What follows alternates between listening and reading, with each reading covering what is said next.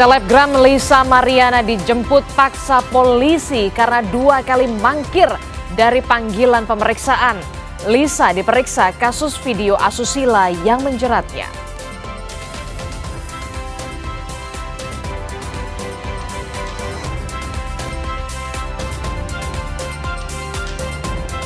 Sebuah dusun di Langkahan, Aceh Utara nyaris hilang karena terjangan banjir bandang. Warga pun sudah sepekan tinggal di tenda-tenda darurat.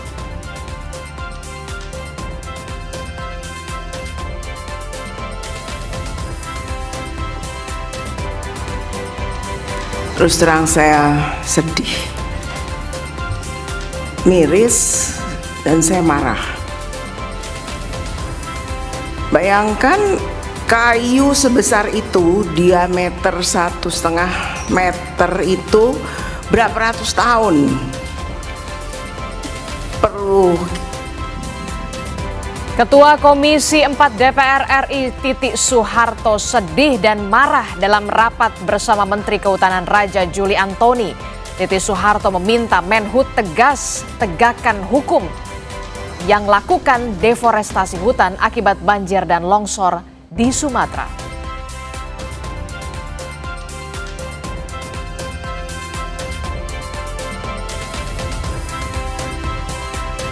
Sembilan hari hidup di pengungsian membuat korban banjir bandang mulai terserang penyakit. Di Tapanuli Selatan, Sumatera Utara, ratusan anak-anak mulai terkena demam, pilek, hingga batuk-batuk. Apa upaya pemerintah memperhatikan kesehatan korban banjir? Kami ulas dalam dialog di Sapa Indonesia Pagi.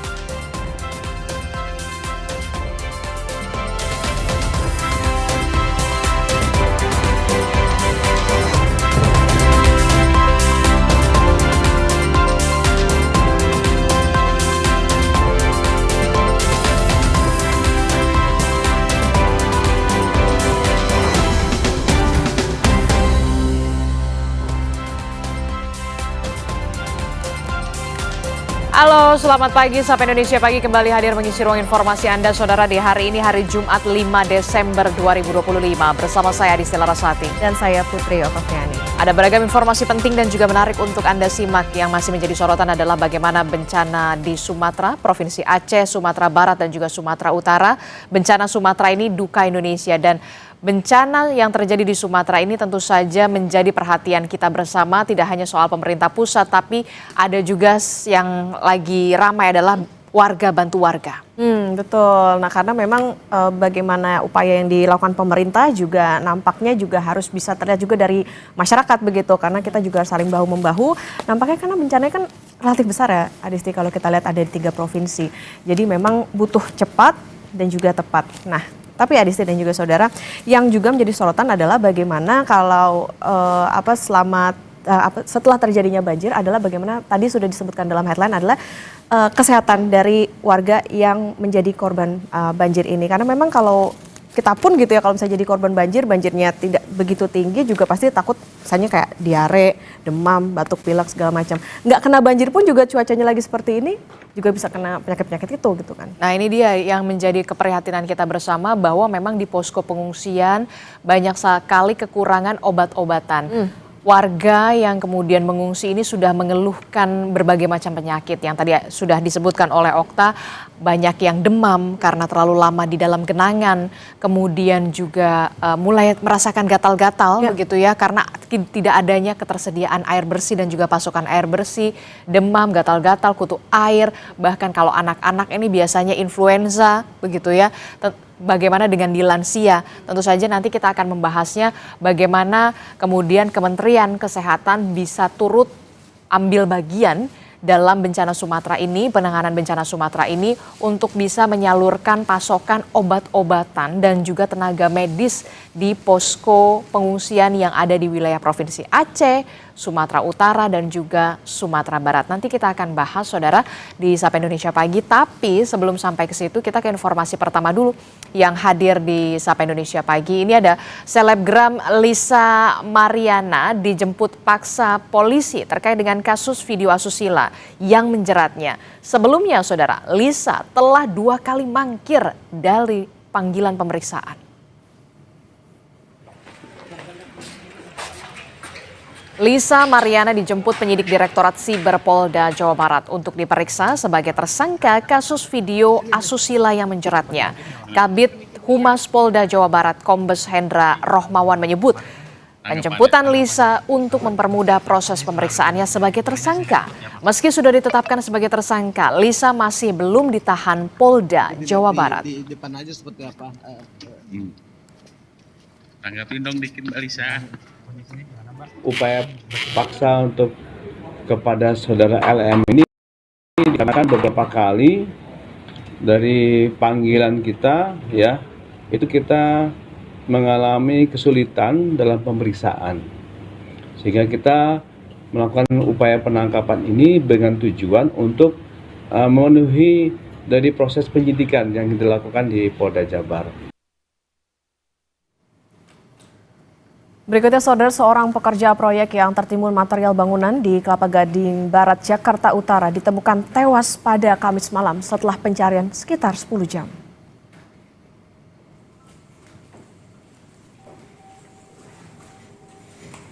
Petugas damkar dengan peralatan lengkap melakukan pencarian sejak siang hingga malam hari. Setelah upaya panjang sekitar 10 jam, korban Setio Muhtar, 55 tahun, akhirnya ditemukan di area basement dalam kondisi tak bernyawa, terimpit bongkahan tembok berukuran besar. Keluarga korban yang tiba di lokasi tak kuasa menahan tangis melihat proses evakuasi. Jasad korban kemudian langsung dibawa ke Rumah Sakit Polri untuk keperluan otopsi. Diketahui, saudara, korban tertimpa reruntuhan saat bekerja dalam proses pembongkaran bangunan bekas sekolah yang masih berada di wilayah tersebut.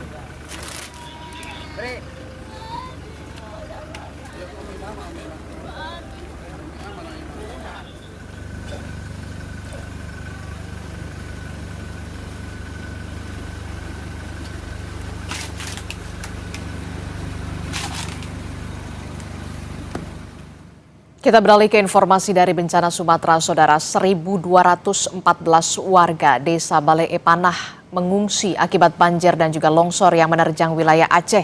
Mereka tersebar di 4 titik pengungsian. Dan inilah kondisi pengungsian warga desa Balai Epanah pada malam hari. Bergotong royong mereka menyiapkan makanan dan juga dapur umum yang disediakan. Mereka kini khawatir entah sampai kapan bertahan di pengungsian.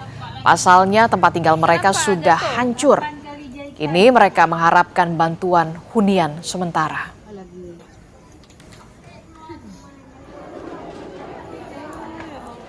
9 hari hidup di pengungsian membuat korban banjir bandang di Tapanuli Selatan, Sumatera Utara khawatir terhadap kondisi kesehatan anak-anak mereka. Saat ini ada sekitar 200 anak-anak yang diungsikan di posko pengungsian Batu Hula. Sebagian dari mereka mulai terkena demam, influenza hingga batuk-batuk.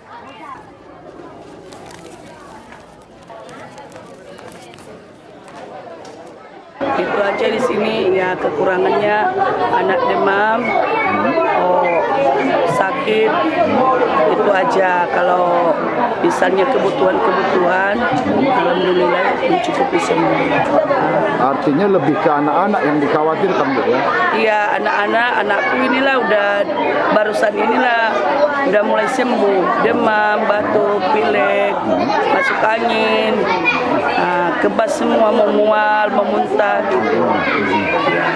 Kalau kondisi malam hari di sini seperti apa, Bu? Dingin kah? Dingin, Pak, banyak nyamuknya.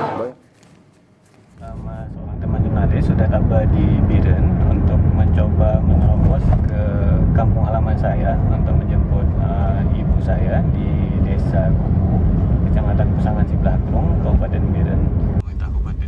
Sepanjang perjalanan, saya menyaksikan sejumlah jalan masih tertutup lumpur mengering pasca banjir. Tapi sebisa mungkin kami berusaha menjangkau jembatan penyeberangan di Desa Kubu tempat ibu saya berada. Karena memang kondisi di dalam saat ini jembatan putus, terisolir, logistik agak susah masuk, dan tim SAR pun saat ini fokus penyelamatan atau pencarian orang juga dibagi ke beberapa titik lain di Kabupaten Biren. Meski mobil sudah bisa masuk hingga ujung jembatan, tapi kami harus menyeberang sungai dengan speedboat Pol Air Udara Polda Aceh. Saya pun membawa sejumlah bantuan logistik untuk ibu dan warga lainnya. Setelah sampai di seberang sungai, saya harus berjalan kaki selama 40 menit ke titik pengungsian untuk bertemu ibu saya. Nah, yang saya injak ini adalah dulunya merupakan lapangan bola yang memang cukup tinggi dari jalan. Lapangan bola ini rendah, sedangkan jalan itu berada di belakang saya, di atas ada tebing-tebing ini. Namun kondisi ini sudah cukup parah. Kondisi yang masih parah akibat banjir juga saya saksikan saat berjalan menuju rumah orang tua saya. Lumpur masih menutup jalan hingga membenamkan kendaraan warga. Setelah melewati medan yang sulit dan berlumpur, saya akhirnya bertemu ibu saya di pengungsian. Saya juga sempat melihat rumah orang tua saya. Ini saudara, inilah kondisi rumah saya saat ini. Lumpur ataupun pasir hampir 2 meter dari fondasi rumah sebelumnya. Akibat banjir sejumlah perabotan rusak karena lumpur. Setelah ini, saya akan mengevakuasi ibu ke Banda Aceh sebab ibu perlu penanganan lebih lanjut atas kondisinya yang kurang sehat. Syahril, Kompas TV, Biren, Aceh. 6 atau ke-7 hari ini masih cukup mencekam. Berikutnya, Saudara, Ketua Komisi 4 DPR RI, Titik Soeharto, sedih dan marah dalam rapat bersama Menteri Kehutanan, Raja Juli Antoni. Titik meminta Menhub tegas tegakkan hukum yang lakukan deforestasi hutan akibat banjir dan longsor di Sumatera. Terus terang saya sedih, miris, dan saya marah. Bayangkan kayu sebesar itu, diameter 1,5 meter itu berapa ratus tahun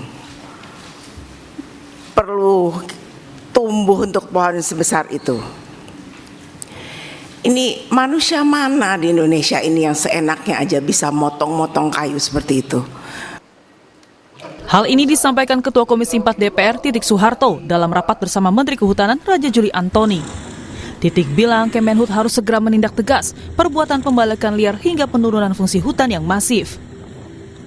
Di jalan raya 2 hari setelah peristiwa banjir ini, dan dengan kemajuan teknologi, truk itu lewat di depan hidung kita. Sungguh menyakitkan, Pak Menteri.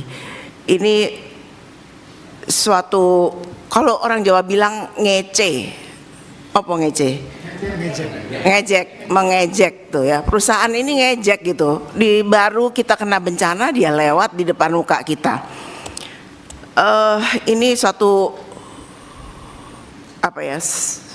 Suatu hal yang menyakitkan dan menghina rakyat Indonesia. Saya minta kepada Pak Menteri untuk cari tahu siapa perusahaan itu dan tolong jangan ada pohon-pohon besar lagi yang ditebangin. Hentikan semua ini. Saya tidak mau, kami tidak mau hanya sekedar moratorium. Moratorium tuh besok-besok saya hidupin lagi. Tapi dihentikan, nggak usah ada lagi itu pohon-pohon besar yang dipotong-potong. Sementara Menteri Kehutanan Raja Juli Antoni merespon jika video truk bermuatan kayu di Sibolga pasca banjir dan longsor akan diusut.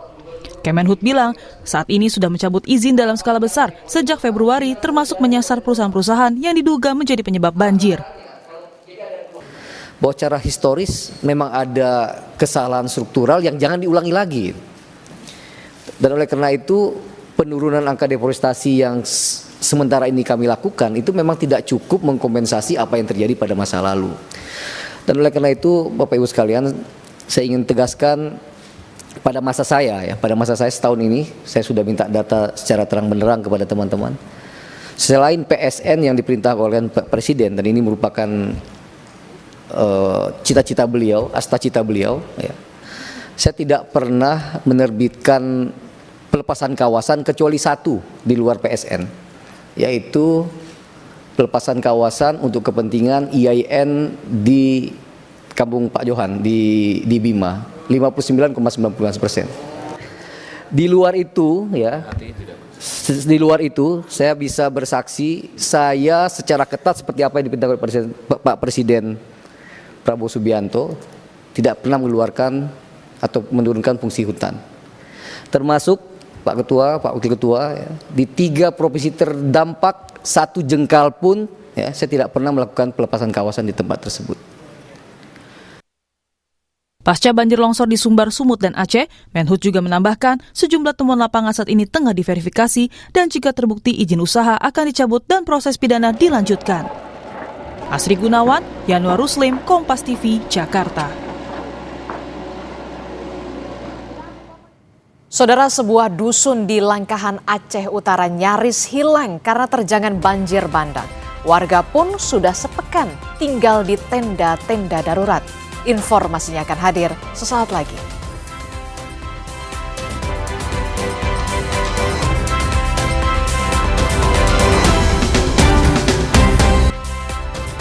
Terima kasih Anda masih bersama kami dalam Sapa Indonesia Pagi. Saudara, 84 korban banjir di Kabupaten Agam, Sumatera Barat masih belum ditemukan.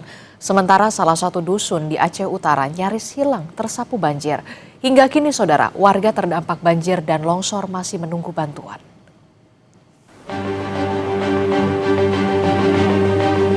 Akses kendaraan di Desa Salare Air Timur dan Subarang Air, Kabupaten Agam, Sumatera Barat terputus akibat banjir bandang. Banjir bandang juga merusak dan menghilangkan rumah dan sawah. Sebelum banjir bandang, kendaraan roda 4 bisa melalui jalan akses kedua desa tersebut. Kini jalur tersebut hanya bisa dijangkau dengan berjalan kaki karena jembatan sementara tak kokoh menahan beban kendaraan. Sementara di Desa Kayu Pasak Nagari Salari Air, Kecamatan Palembayan, Kabupaten Agam, puing-puing kayu besar dan material tanah yang cukup tebal menyapu sejumlah rumah. Bupati Agam Beni Warlis mengatakan, hingga kini 84 orang korban banjir masih belum ditemukan. Selain itu, jaringan listrik dan telekomunikasi juga masih terputus. Masih ada yang bilang sekitar 84 dari Pak Polres, itu yang dilaporkan hilang. Tapi yang bilang mungkin yang tidak terlaporkan juga masih ada. Kemudian infrastruktur kita, jalan, jembatan, sawah-sawah ya, yang tertimbun, ya. Kemudian juga ya, rumah, ada yang rusak ringan, kemudian juga jembatan Pak Polres. Ini semua terbanyak di Kabupaten Agam. Sementara sebuah dusun di Langkahan, Aceh Utara nyaris hilang karena terjangan banjir bandang. Warga pun sudah sepekan tinggal di tenda-tenda darurat. Visual dari udara menunjukkan dusun Bidari Kecamatan Langkahan yang sudah rata dengan tanah. Puluhan rumah sudah tak tampak karena hanyut diterjang banjir bandang Rabu pekan lalu. Sejumlah rumah yang masih berdiri pun tampak sudah rusak parah, ditutupi material lumpur. Material lumpur juga menutupi sebagian rumah warga di Aceh Tamiang, Aceh. Visual udara yang diambil saat melakukan penerbangan bersama helikopter Karakal TNI AU menggambarkan kerusakan yang luar biasa di kawasan Aceh Tamiang.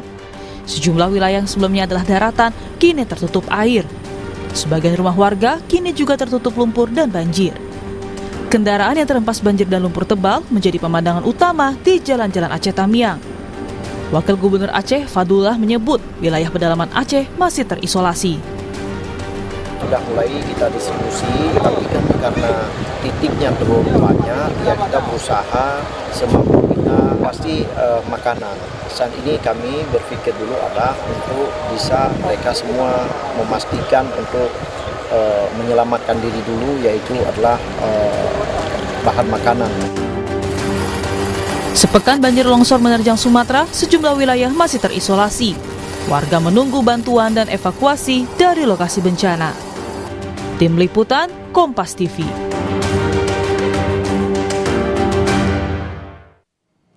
Saudara, sebanyak 2 kubik air bersih disalurkan Kementerian Pekerjaan Umum di setiap posko pengungsian di Kabupaten Agam, Sumatera Barat.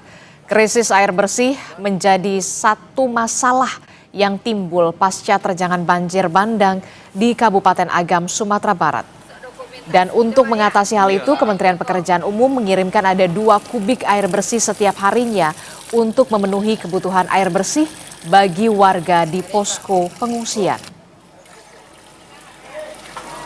Dan untuk mengetahui bagaimana kondisi terkini di Kabupaten Agam, Sumatera Barat, sudah ada jurnalis Kompas TV Reza Pratama dan juga juru kamera Abdul Rohim. Selamat pagi Reza. Reza, bisa diceritakan bagaimana proses pencarian terhadap korban yang masih hilang di Kabupaten Agam, Sumatera saat ini? Ya baik, Adisti dan juga saudara, proses pencarian memang setiap harinya terus dilakukan begitu oleh tim SAR gabungan dari TNI Polri, kemudian Basarnas, BPBD, pemadam kebakaran dan juga tim relawan begitu. Saat ini memang yang dilaporkan hilang, data berdasarkan dari Bupati Agam ini menyampaikan bahwa saat ini masih ada 84 orang yang dinyatakan masih hilang, itu pun yang sudah melaporkan dari anggota keluarganya.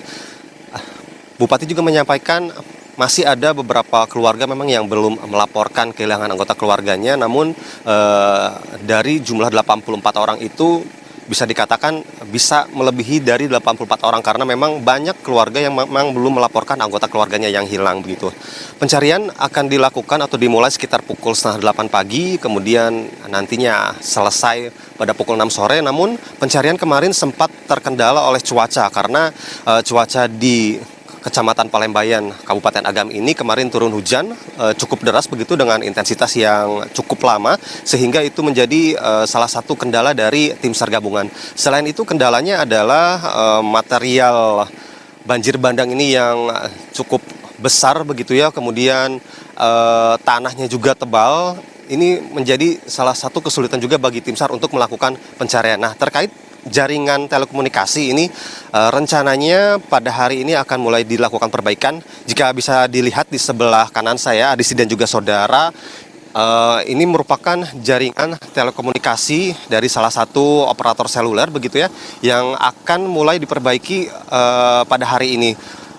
Tadi salah satu mitra ataupun dari staf untuk perbaikan dari salah satu operator seluler ini bahwa ada beberapa perangkat yang rusak begitu ya. Salah satunya adalah dinamakan Rexi BTS dan juga RBS. RBS itu tadi disampaikan oleh pekerja begitu ya, bahwa RBS itu fungsinya untuk menyalurkan sinyal menuju ke antena tower di ujung paling atas. Nah, itulah yang saat ini menjadi prioritas untuk dikerjakan karena jaringan telekomunikasi di sini sangat sulit begitu ya, apalagi untuk warga untuk mengakses atau menghubungi keluarga ini sangat sulit begitu ya untuk melakukan panggilan telepon, apalagi untuk mengakses internet. Kemudian jika dilihat di sebelah kiri saya, ini masih terlihat pemandangan yang kurang mengenakan begitu ya, banyak sekali puing-puing batang pohon yang ukurannya sangat besar, bahkan bebatuan pun terlihat sangat besar begitu ya. Ini menandakan bahwa saat itu material yang terbawa banjir bandang luar biasa begitu ya, menyapu sejumlah rumah dan juga area persawahan warga. Nah, ini adalah jalan penghubung begitu ya di Desa Nagari Air begitu. Karena jembatannya terputus oleh banjir bandang, kemarin tim SAR ini membuatkan jembatan sementara dari kayu. Bisa dilihat warga memang hanya bisa menggunakan kendaraan roda 2, namun harus berhati-hati begitu ya, karena ada tanah yang kemarin turun hujan ini cukup licin begitu ya, sehingga warga harus berhati-hati untuk menyeberang melalui jembatan sementara tersebut karena medannya cukup licin. Kemudian di atasnya lagi di daerah Selareh Air dan juga Subarang Air ini memang masih ada juga jembatan yang terputus ataupun jalan juga terputus, sehingga akses kedua desa tersebut ini tidak bisa dilalui, hanya bisa dilalui oleh ataupun untuk berjalan kaki. Sementara itu Adisti, pencarian akan terus dilakukan hari ini. Kita akan pantau seperti apa proses pencarian dan akan terus mengabarkan kepada Anda. Adisti, kembali ke Anda. Oke, jadi ada 84 orang lagi yang masih dicari dan proses pencarian akan berlangsung di pagi hari ini. Kita beralih ke kondisi warga terdampak banjir dan juga longsor di Kabupaten Agam. Dari pantauan Anda sejak kemarin, Reza, apakah kebutuhan warga ini sudah sepenuhnya terpenuhi? Bantuan apa yang sampai saat ini masih dirasa masih kurang di sana, khususnya di posko pengungsian bagi kaum rentan seperti ibu hamil, kemudian ada juga lansia dan juga balita, Reza? Baik, Adisti dan juga saudara, terkait keperluan pengungsi begitu ya, jika kami pantau sejak kemarin memang untuk keperluan makanan ini tercukupi karena di sana ada dapur umum, Adisti. Kemudian untuk posko kesehatan juga tersedia sehingga lansia, kemudian anak-anak ataupun pengungsi yang membutuhkan untuk mengecek kondisi kesehatan ini tersedia posko kesehatan. Kemarin beberapa dokter juga tersedia di sana begitu ya dari Idai Sumba, sehingga bagi warga yang mengeluhkan kondisi kesehatannya bisa langsung datang saja ke posko kesehatan yang ada di pengungsian, kalau tidak salah di SDN 05 Kayu Pasak begitu ya, salah satu posko pengungsian di Kecamatan Agam, maksud kami di Kecamatan Palembayan, Kabupaten Agam. Kemudian yang paling dibutuhkan oleh pengungsi pada saat ini sejak kemarin juga ini adalah air bersih, karena beberapa hari kemarin air bersih ini sangat sulit untuk didapatkan. Namun informasi baiknya kemarin sore memang Kementerian PU ini sudah menyalurkan air bersih begitu ya. Setiap harinya 2 kubik air bersih ini disalurkan ke setiap posko pengungsian yang ada di Kecamatan Palembayan, Kabupaten Agam. Kemudian 2 kubik air lainnya ini rencananya akan disalurkan juga ini untuk keperluan air bersih untuk minum. Yang 2 kubik lainnya ini untuk keperluan MCK begitu. Nah, untuk obat-obatan juga ini tersedia di sana, makanan, pakaian, kemudian selimut, matras ini saat ini sudah terpenuhi pantauan kami sejak kemarin begitu, Risti. Oke, baik, terima kasih informasinya jurnalis Kompas TV Reza Pratama dan juga juru kamera Abdul Rohim melaporkan langsung dari Kabupaten Agam, Sumatera Barat. Selamat bertugas kembali.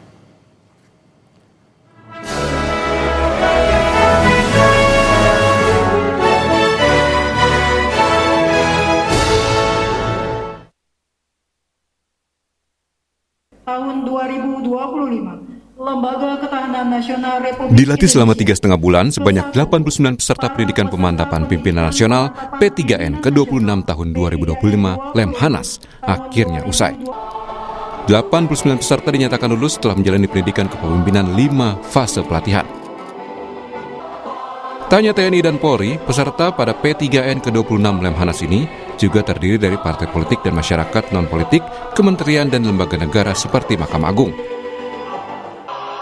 Kepala Badan Urusan Administrasi Mahkamah Agung Sobandi yang turut serta berpartisipasi sebagai peserta P3N ke-26 berharap ilmu yang didapat selama mengenyam pendidikan kepemimpinan di Lemhanas dapat bermanfaat bagi masyarakat dan negara, utamanya demi mewujudkan asta-cita demi menuju Indonesia Emas 2045. Peserta Lemhanas P3N yang angkatan ke-26 tahun 2025 berhasil lulus dengan baik ya.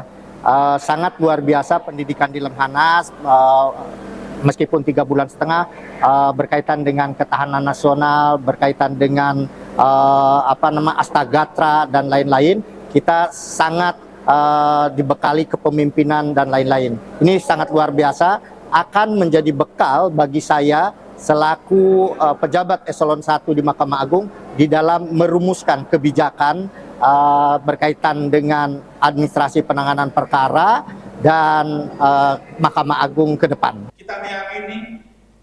Mahkamah Agung berharap lulusan P3N Lemhanas ke-26 melahirkan pemimpin yang baik dengan integritas tinggi dan anti korupsi. Alumni Lemhanas diharapkan dapat mewujudkan asa-cita Presiden Prabowo Subianto dan Wakil Presiden Gibran Rakabuming tentang reformasi penguatan kualitas hukum. Hal senada juga disampaikan Gubernur Lemhanas Aceh Hasan Zazili. Bahkan Lemhanas tak segan mencabut sertifikasi dan PIN Lemhanas dari alumni apabila ada yang kedapatan melakukan kesalahan, baik berupa praktik korupsi, penyalahgunaan kekuasaan, kolusi, maupun nepotisme. Tentu harapan kami dengan proses pendidikan ini akan semakin memperkuat ya, kepemimpinan nasional kita dalam menjalankan program-program strategik pemerintah, terutama program cita cita Bapak Presiden Prabowo Subianto dan Wakil Presiden Gibran Raka Buming Raka. Saya tegaskan bahwa salah satu di antara materi kurikulum yang diajarkan di Lemhanas adalah penguatan integritas dan pendidikan anti korupsi. Perwakilan menempatkan. Dengan adanya pendidikan yang komprehensif ini, Lemhanas membuktikan keseriusannya dalam membentuk pemimpin yang mampu membawa perubahan dengan integritas dan semangat nasionalisme yang tinggi, serta strategis Lemhanas dalam mempersiapkan pemimpin nasional yang mampu menjawab tantangan zaman dan membawa negara ke arah yang lebih maju dan berkeadilan. Prasetyo, Kompas TV, Jakarta.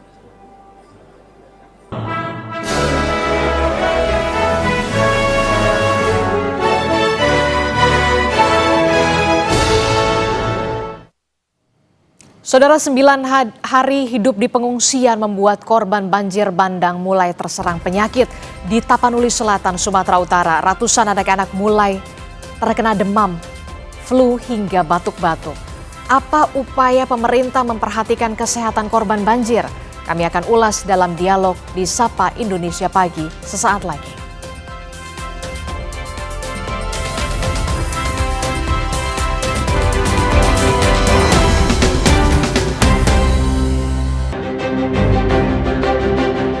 Banjir dan longsor memporak-porandakan wilayah Aceh, Sumatera Utara, dan Sumatera Barat.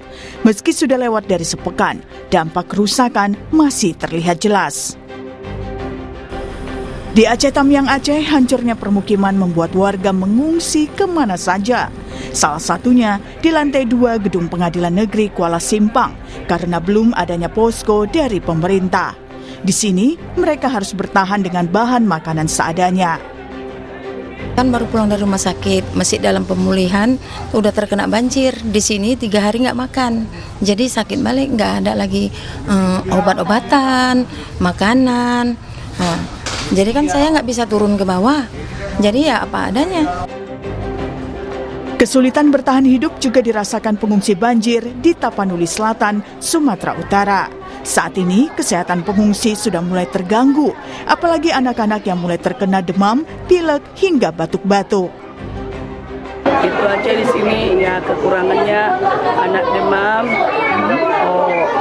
sakit, itu aja. Kalau misalnya kebutuhan, alhamdulillah mencukupi semua. Artinya lebih ke anak-anak yang dikhawatirkan, Bu, ya? Iya, anakku inilah barusan udah mulai sembuh, demam, batuk, pilek, masuk angin, kebas semua, memual, memuntah gitu. Kalau kondisi malam hari di sini seperti apa, Bu? Dingin kah? Dingin, Pak, banyak nyamuknya. Sementara itu, ratusan pengungsi korban banjir di Agam, Sumatera Barat kesulitan air bersih. Selain itu, mereka juga masih kekurangan perlengkapan tidur seperti kasur dan selimut. Kalau kalau di tempat pengungsian itu sekarang kasur nggak ada, ya selimut seadanya aja, semua nggak ada. Tapi kan yang penting makan udah ada, itu yang cukup. Kalau di tempat pengungsian sekarang cukup cuman makan aja yang cukup. Air bersih gimana, Bu? Air bersih yang sampai pagi ini belum ada, susah. Masih minimnya bantuan kepada korban banjir dan longsor membuat Wakil Presiden Gibran Raka Buming meminta maaf. Saat menemui pengungsi di Agam, Sumatera Barat, Gibran bilang pemerintah tengah mempercepat pemulihan, termasuk membuka akses distribusi logistik untuk para korban. Salam dari Bapak Presiden Prabowo. Ini saya haturkan duka cita yang mendalam kepada seluruh korban. Saya mohon maaf sebelumnya. Bapak Ibu tidak sendiri, warga Sumatera tidak sendiri. Kami diperintah Bapak Presiden untuk melakukan percepatan pemulihan pasca bencana ini. Alhamdulillah, bencana nasional, alhamdulillah. Sumatera masih Indonesia. Alhamdulillah. Distribusi logistik bantuan ini akan terus dipercepat lewat jalur darat, udara, laut. Sepekan sudah banjir dan longsor menghantam Aceh, Sumatera Utara, dan Sumatera Barat. Selain pemulihan dan perbaikan infrastruktur, bantuan logistik dan kesehatan tentunya paling dibutuhkan saat ini. Tim Liputan, Kompas TV.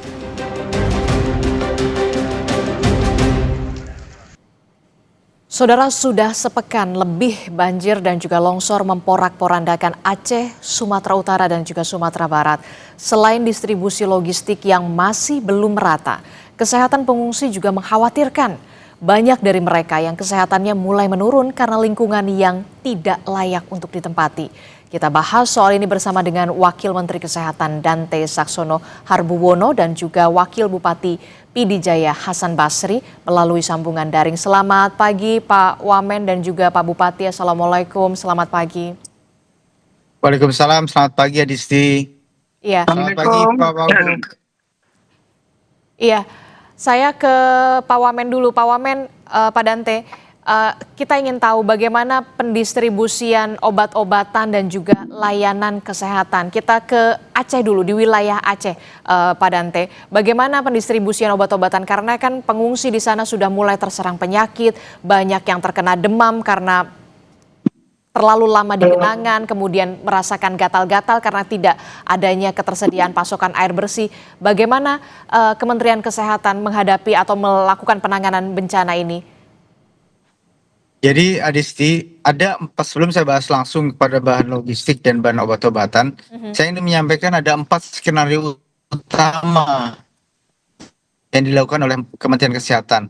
Yang pertama adalah menolong status kesehatan dan penyakit yang berdampak langsung pada kejadian banjir, seperti luka, seperti patah tulang dan sebagainya. Kita sudah memberikan bantuan dengan melakukan mendistribusikan tenaga kesehatan ke sana. Kemudian juga mengirimkan anti tetanus serum ke sana. Saat ini ada 200 vial yang sudah siap di Aceh, 200 vial yang sudah siap di Sumatera Barat, dan 200 yang sudah siap di Medan. Itu yang pertama. Kemudian yang kedua adalah melakukan pemberdayaan dan mengoptimalkan agar perawatan bisa jalan di rumah sakit yang terdampak, karena kami mengidentifikasi beberapa rumah sakit daerah, beberapa puskesmas di daerah tidak bisa melakukan kegiatan pelayanan kesehatan kepada masyarakat. Kemudian yang ketiga, kami memberikan bantuan obat-obatan dan bahan logistik kesehatan habis pakai.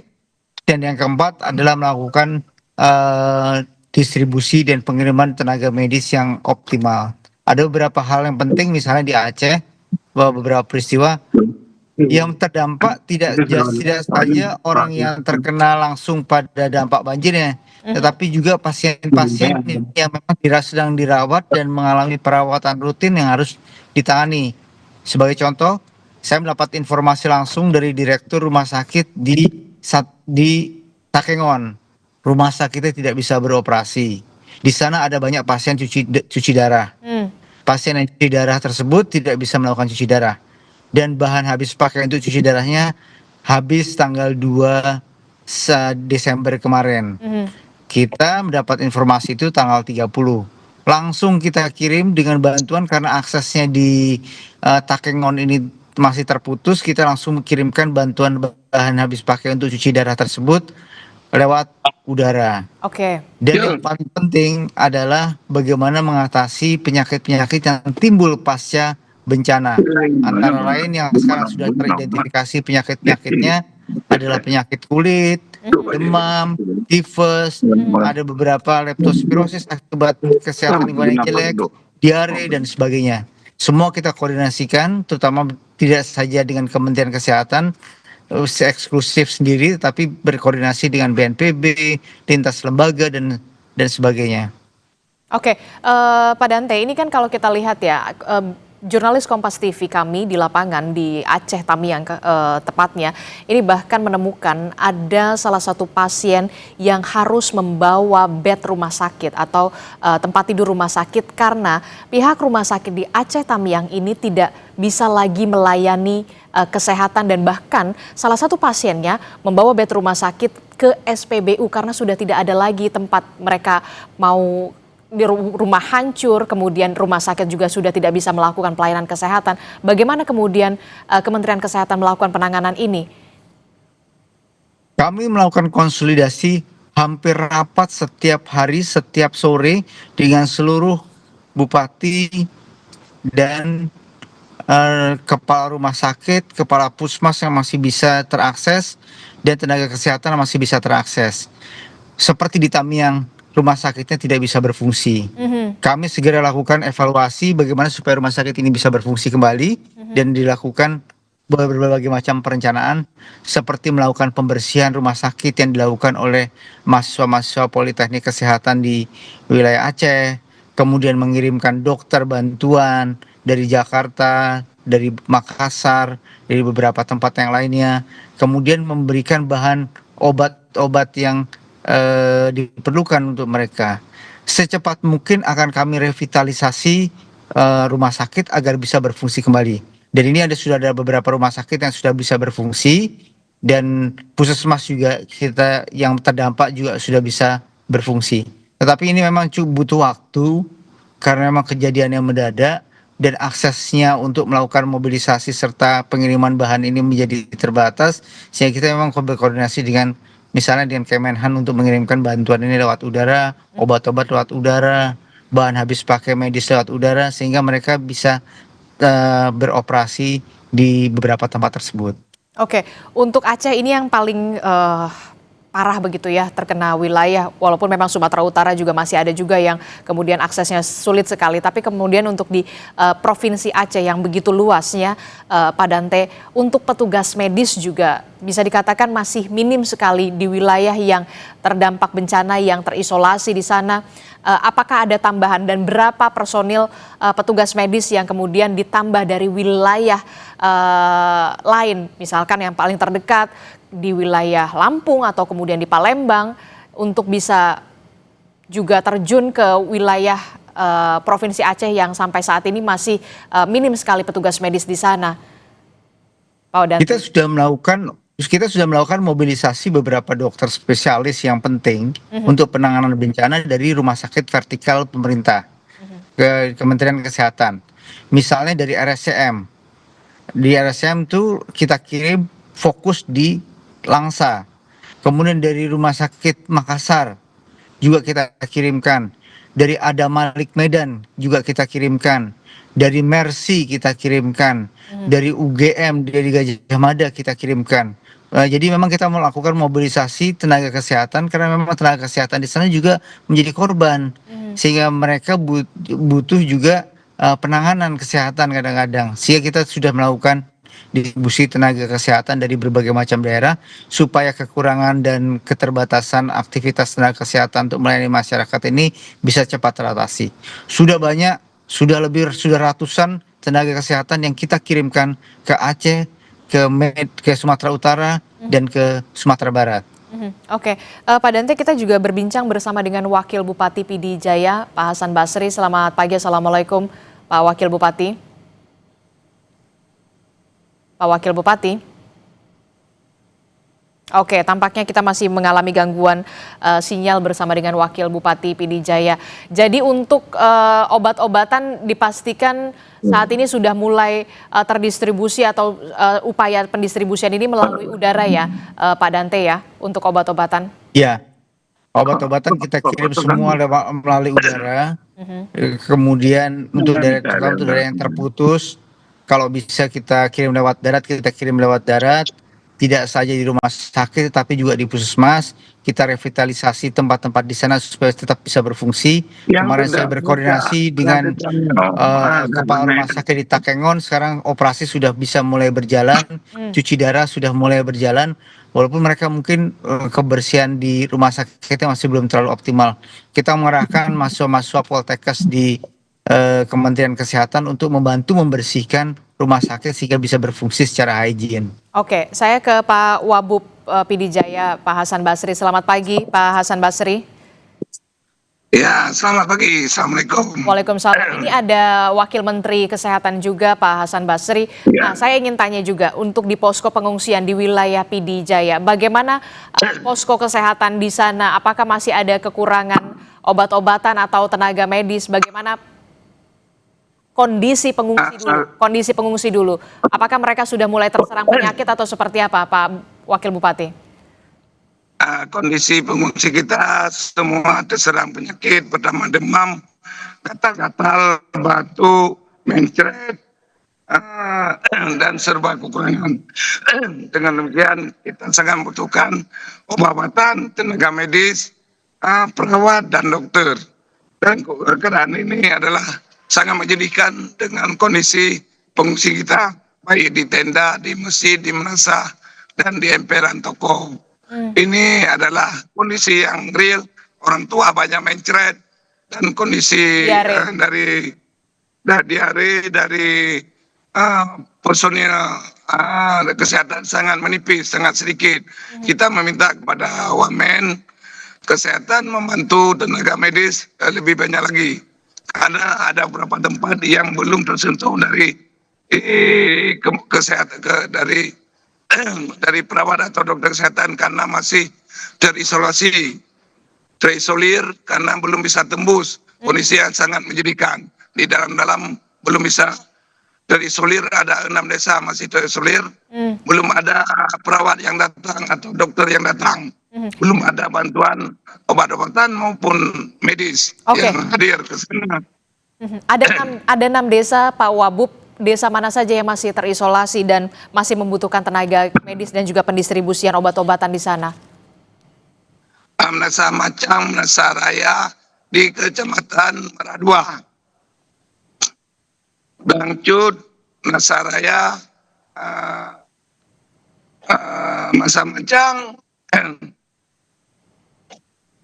Beringin, Dayakrut itu masih terisolasi karena semalam airnya naik lagi.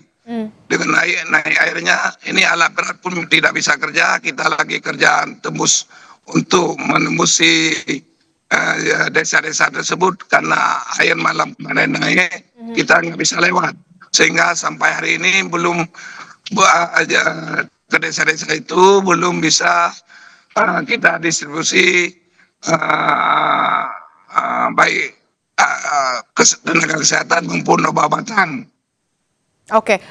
Pak Dante, tadi sudah disebutkan oleh Pak Wakil Bupati PD Jaya Aceh bahwa memang masih ada 6 desa lagi yang terisolasi dan belum ada tenaga medis ke sana, kemudian obat-obatan masih diperlukan, utamanya warga di sana sudah terserang penyakit diare, kemudian demam dan juga penyakit gatal-gatal karena memang terlalu lama di dalam genangan dan tidak adanya pasokan air bersih yang memadai. Bagaimana Pak Dante?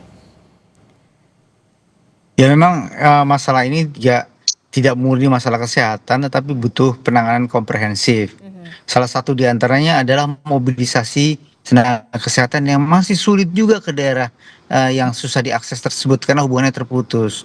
Jadi kami mohon maaf kalau belum semua tempat itu bisa terakses oleh tenaga kesehatan. Tenaganya sudah kita kirim di pusat-pusat posko kita sudah siap tenaga kesehatan yang akan dikirim. Tetapi menuju ke daerah situnya yang masih terputus aksesnya. Jadi memang banyak sekali keterbatasan dan kita terus berkoordinasi dengan TNI, dengan pemerintah daerah.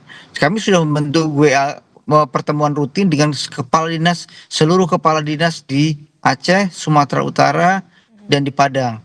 Kita rapat setiap sore, memantau perkembangan dan melakukan mobilisasi tenaga kesehatan yang tadi diperlukan oleh Pak Wabub. Misalnya di Aceh masih ada 6 daerah yang terisolir.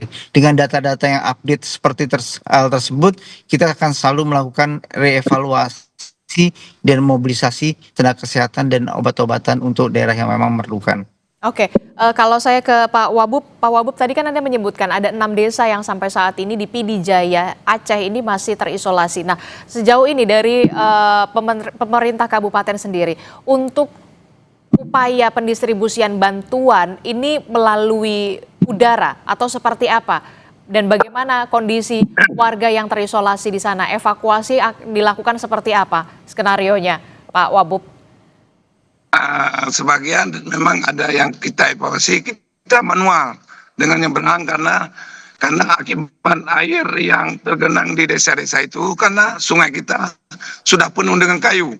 Jadi airnya mengalir ke kampung-kampung masyarakat sehingga masyarakat itu tidak bisa keluar dari kampungnya karena air penuh dan anak-anak nggak bisa kita evakuasi sehingga mereka menempati tempat-tempat yang tinggi di Menasah atau rumah-rumah yang tinggi sehingga mereka itu sangat membutuhkan pelayanan kesehatan. Dan kita meminta kepada Wamen supaya tenaga kesehatan itu berputar, jangan di posko, mereka adalah keliling ke posko-posko yang ada di tempat-tempat pengungsian semua. Dan mereka kalau bisa ada dokternya, ada obatnya, ada perawatnya, ada fasilitas yang ini. Oke, Pak Dante, terakhir Pak Dante, singkat saja fokus dari Kementerian Kesehatan untuk penanganan bencana di Aceh, Sumatera Utara dan juga Sumatera Barat. Tadi juga disebutkan oleh Pak Wakil Bupati upaya mobilisasi tenaga medis termasuk juga soal pendistribusian obat-obatan ke posko-posko pengungsian di sana. Singkat saja, Pak Dante. Kita akan melakukan mobilisasi tenaga kesehatan, distribusi obat, dan revitalisasi sarana fasilitas kesehatan di Aceh, Sumatera Barat, dan di Sumatera Utara secara cepat-cepatnya dan secara komprehensif berintegrasi dengan kementerian lembaga terkait. Masukan dari daerah melalui komunikasi setiap hari dengan kepala dinas kesehatan di masing-masing kabupaten kota menjadi sangat penting untuk melakukan prioritisasi bantuan medis yang akan kami berikan. Oke, termasuk juga RSUD di 3 wilayah tersebut ya Pak? Betul, RSUD kita revitalisasi yang sudah mulai berjalan, sudah ada yang mulai jalan kamar operasinya, sudah ada yang mulai jalan cuci darahnya. Kami juga akan mengirimkan insulin pada pasien-pasien diabetes yang menggunakan insulin. Semua kita lakukan, kita kerahkan dan kita semua fokus dan berkonsentrasi pada bencana di daerah-daerah ini. Oke, baik, nanti terima kasih atas kehadiran Wakil Menteri Kesehatan Pak Dante Saxono telah bergabung bersama kami. Kita turut juga apresiasi apa yang sudah dilakukan oleh petugas medis di Sumatera Utara, Aceh dan juga Sumatera Barat. Terima kasih Pak Dante. Kami akan lanjutkan kembali dialog kita bersama dengan Wakil Bupati Pidijaya Aceh, Pak Wabub. Jadi kami ingin tahu untuk fasilitas kesehatan sendiri di Pidijaya Aceh, bagaimana operasionalnya mulai dari di RSUD dulu Pak Wabub, RSUD di Pidijaya. Iya, pertama sekali di RSUD kita karena personel kita banyak yang mendapat musibah, mereka juga mengalami musibah, jadi mereka tidak bisa masuk kerja sehingga kita sangat membutuhkan tenaga medis dari luar apa yang disampaikan oleh Pak Wamen tadi, sehingga personilnya mohon ditambah dan obat-obatan di rumah sakit sangat menipis, sehingga itu kita meminta juga obat-obatan maupun fasilitas lainnya. Dan memang poskonya sudah dibuat di rumah sakit, tapi posko-posko kita kalau bisa meminta ada perawat khusus atau tim medis di tempat-tempat posko, itu yang harapan kita. Posko di tempat-tempat medis, di tempat medis, di tempat posko hadir untuk melayani masyarakat kita. Kalau masyarakat kita datang ke posko nggak mungkin karena semua mereka jauh dan kendaraannya semua tenggelam. Kalau mereka jalan kaki tidak mungkin dan kalau bisa ada petugas medis yang tinggal atau menetap atau dibuat sebuah tenda atau posko di tempat-tempat pengungsian karena satu tempat pengungsian ada yang 1.000 ada yang 1.500 warga kita yang tinggal sehingga sangat membutuhkan. Oke. Kalau pelayanan berputar nggak mungkin. Oke, jadi untuk wilayah Pidijaya Aceh ini Wakil Bupati mengatakan masih kekurangan petugas medis untuk melayani pengungsi ya, di posko pengungsian, termasuk juga obat-obatan yang juga masih dirasa kurang ya, Pak Wabub. Siap. Oke, kita beralih ke soal pendistribusian bantuan, Pak. Untuk pendistribusian bantuan logistik untuk di wilayah terisolasi, sejauh ini bantuan dilakukan melalui udara atau seperti apa, Pak? Termasuk juga pasokan air bersih di sana. Untuk bantuan logistik melalui udara sudah pernah dikirim oleh TNI, dan kita untuk saat ini meminta bantu TNI dan Polri untuk mengangkat secara manual. Mereka nyebrang air-air yang agak dalam, ada yang 1 meter lebih. Mereka yang mengantar makanan ke tempat-tempat pengungsian yang masih terisolasi, sehingga mereka yang membantu. Sedangkan tentang air bersih, kita tidak bisa mensuplai air bersih ke sana karena nggak bisa melewati kendaraan, sehingga mereka di sana kita suplai paling-paling air mineral. Kalau air untuk air minum, untuk masak, kita tidak bisa mensuplainya. Oke, jadi ke pasokan air bersih juga masih kurang sekali di sana dan hanya bisa masuk air mineral ya, Pak ya? Iya. Sejauh ini, oke Pak, untuk posko pengungsian sendiri, kalau di PD Jaya ini difokuskan atau dipusatkan di mana, Pak? Kalau untuk di PD Jaya, posko kesehatan dan juga posko pengungsiannya? Jadi kalau posko kesehatan di rumah sakit umum, kalau posko-posko pengungsian hampir di semua desa yang terdampak bencana. Inilah yang menjadi kendala kita, karena masyarakat kita tidak mungkin kita tempatkan di satu tempat karena tidak memiliki tempat kita. Dan kita sangat membutuhkan tenda darurat untuk pengungsian maupun rumah hunian sementara yang akan kita ini. Untuk sementara banyak pengungsi kita di pinggir jalan yang daerah daratan yang tinggi, yang kira-kira kalau bencana banjir tidak bisa kena banjir lagi. Mereka ada di emperan-emperan toko, ada di pinggir-pinggir jalan, ada di menasa, di masjid, ada di gedung serbaguna. Tapi sangat membutuhkan adalah tenda pengungsian dan rumah hunian sementara. Dan sampai saat ini kita sangat kekurangan adalah susu untuk bayi, pampers untuk bayi, maupun selimut, kasur. Kalau mereka terus-menerus tidur di tanah, nggak ada alas ini. Ya, baik Bapak, Pak Wakil Bupati, pengungsi di sana masih kekurangan popok bayi, kemudian ada juga susu bagi balita yang di sana masih kekurangan. Selain itu apa lagi Pak yang masih dibutuhkan?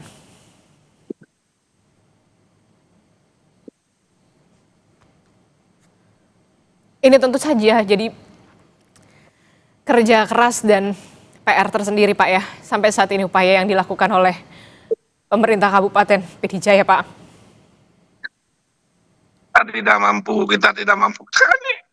tidak mampu, daerah tidak punya fasilitas, tidak punya semua, kita tidak mampu semua.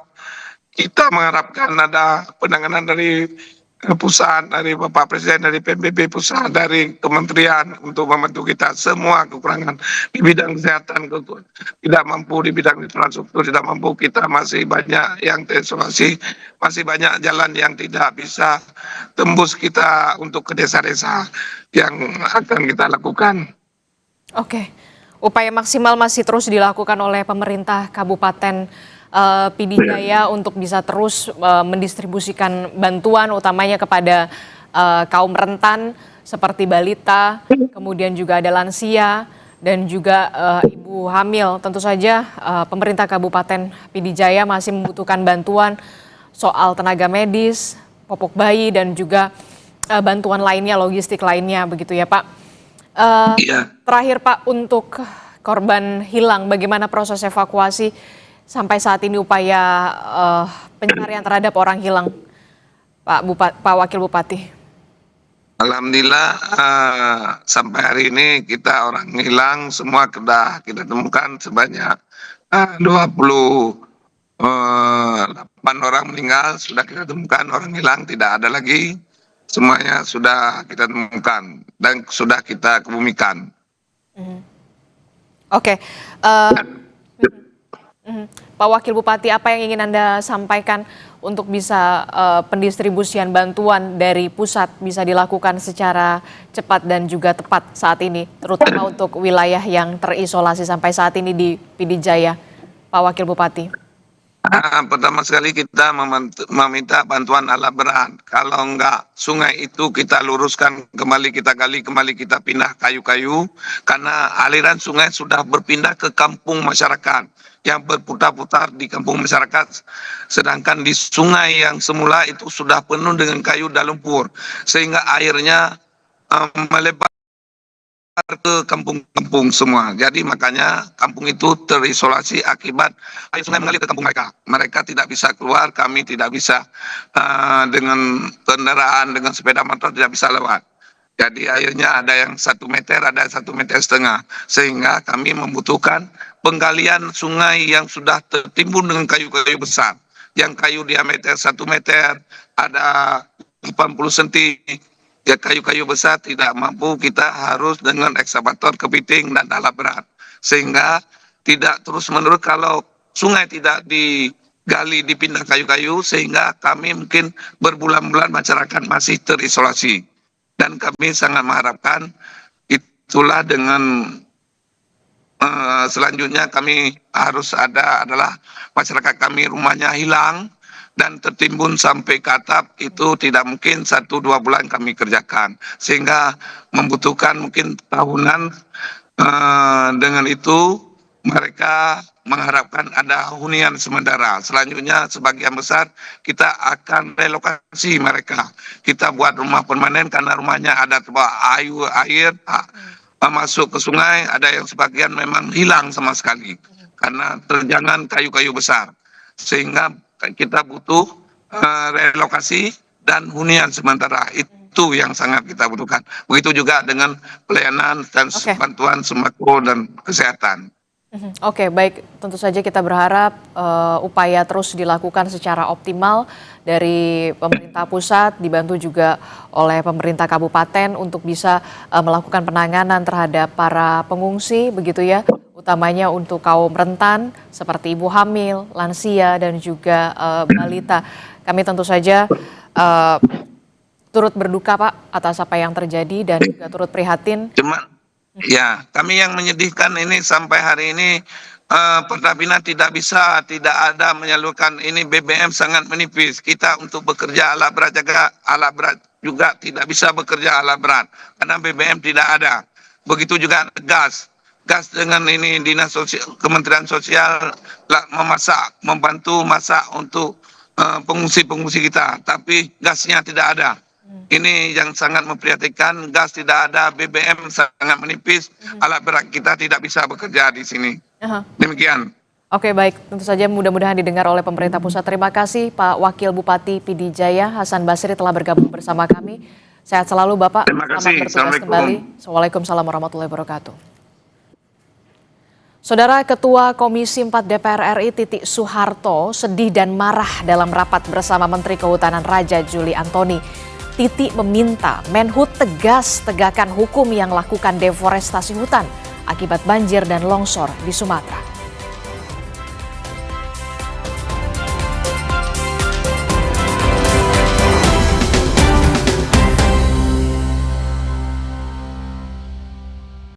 Terus terang saya sedih, miris, dan saya marah.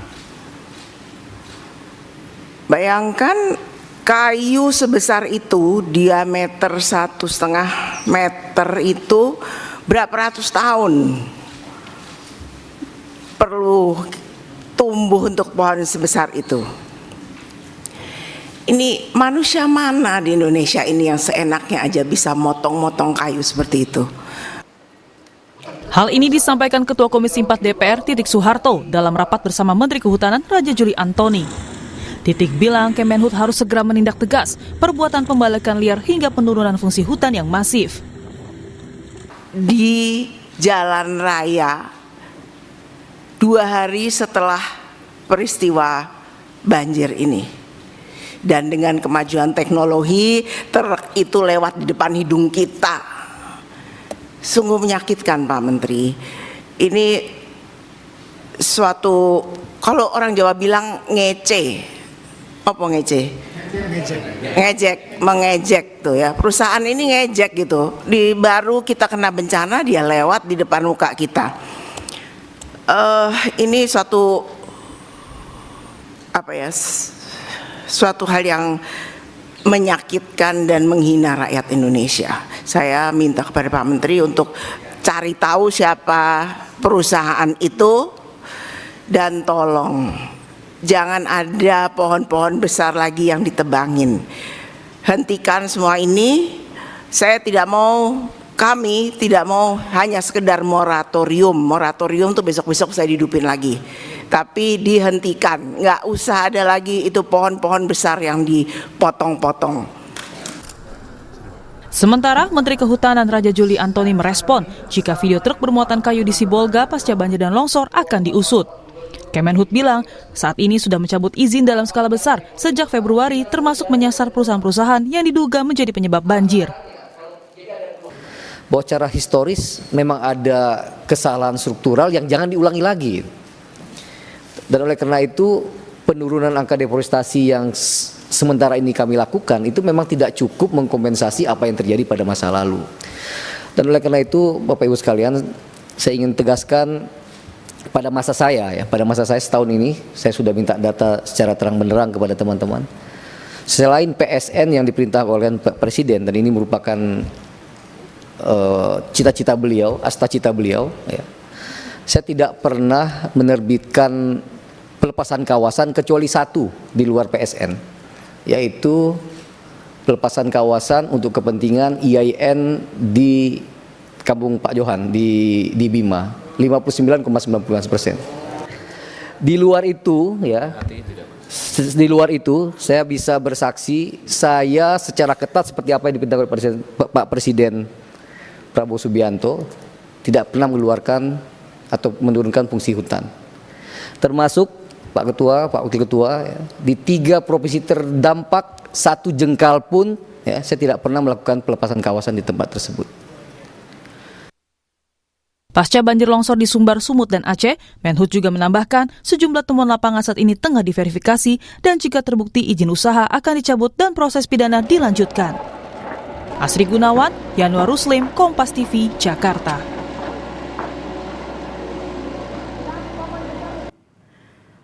Lantas siapa yang harus bertanggung jawab atas kerusakan lingkungan di Aceh, Sumatera Utara, dan Sumatera Barat? Kita sudah bersama dengan anggota Komisi 4 DPR, fraksi PKS Johan Rohisihan. Selamat pagi Pak Johan. Selamat pagi Mbak. Pak Johan, tadi jelas Ketua Komisi 4 Titik Soeharto minta tegas tegakkan hukum untuk mereka yang melakukan deforestasi sehingga memicu bencana ini. Potensi pelanggaran yang akan ditemui seperti apa Pak?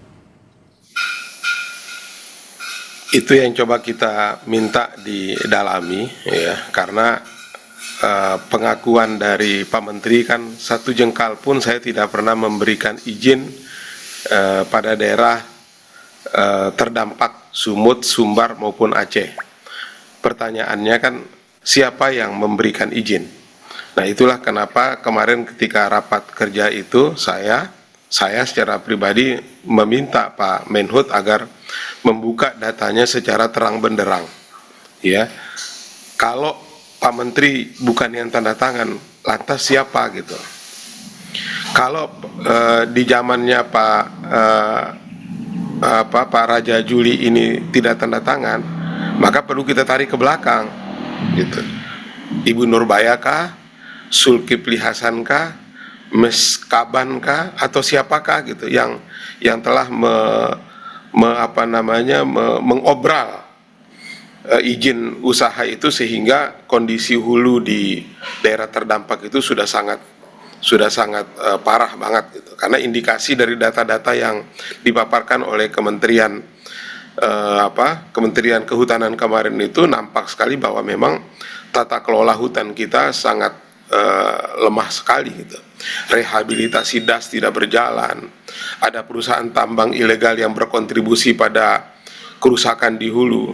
Karena itulah kami mencoba mendalami ini melalui panja fungsi alih fungsi lahan yang bukan hanya tapi fokusnya ke 3 daerah itu, tetapi ini akan terus kami kembangkan ke daerah-daerah lain yang juga punya potensi yang sama seperti yang terjadi di 3 provinsi ini. Begitu, Mbak. Oke, tadi kalau dikatakan pengakuan dari Menteri Kehutanan Raja Juli Antoni tidak pernah kasih izin sejengkal pun, lantas dari DPR sebetulnya tadi kalau masih didalami, artinya selama ini pengawasan ataupun juga ada nggak sih Pak kajian dari atau milik DPR soal mitra kementerian yang bekerja, salah satunya adalah Kementerian Kehutanan ini?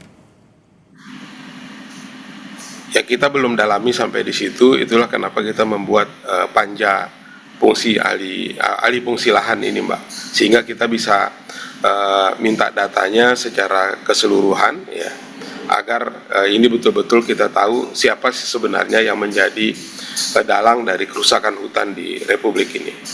Oke, Pak Johan, soal ekspektasi dari langkah pemerintah usut kayu gelondongan ini apa, Pak? Ya, kita berharap agar apa yang dijanjikan oleh Pak Menteri di hadapan Komisi 4 yang dipimpin langsung oleh Bu Ketua itu segera bisa diwujudkan.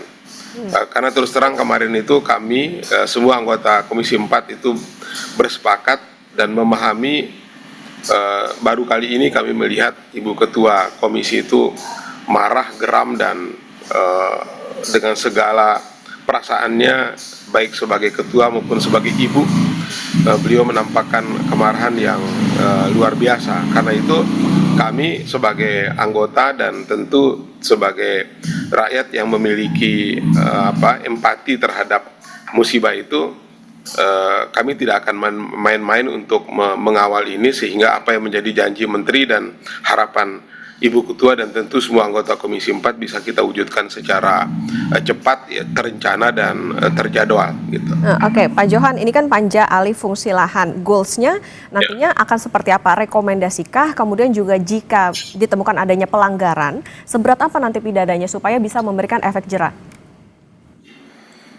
Ya, tergantung temuannya nanti, Pak. Kalau misalnya kami menemukan pelanggaran hukum, tentu ini akan kita lanjutkan dengan langkah-langkah konstitusional yang lain sesuai dengan fungsi tugas DPR, bisa angket, bisa apa begitu, tergantung nanti apa yang kita temukan di lapangan. Gitu. Oke, sesuai nanti bagaimana temuan dan juga pendalaman dari Komisi 4. Lantas Pak, soal ini Pak, ada desakan soal Menhut ini mundur. Ini ada suara-suara seperti ini di Komisi 4. Ini seperti apa, Pak?